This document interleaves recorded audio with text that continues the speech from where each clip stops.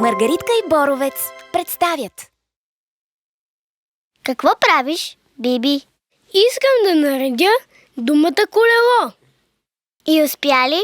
Още малко. Стигнах до К, О, Е, Л. Май не се пише точно така.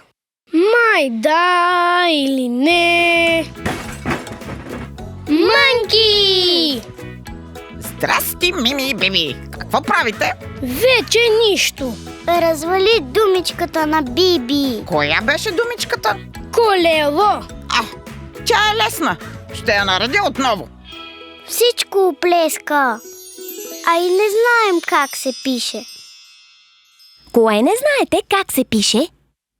О, Маргаритка! Такмо на време. Кажи им как се пише колело. Права съм била да избера за днес песничката за азбуката.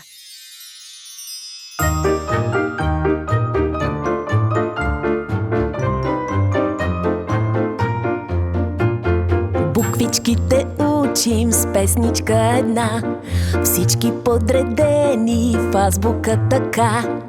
А, Б, В, Г, Д, Е, Ж, З, И кратко, К, Л, М, Н, О, П, Р, С,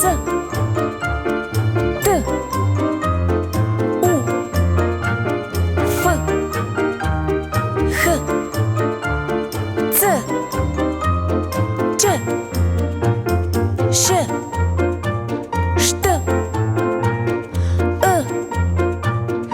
Р малък, Ю, Я. Вече знаем всички букви до една. Вече знаем всички буквички. Ура! И сега, коя е буквичката на колело? К, К, К. И с кои други буквички се пише колело?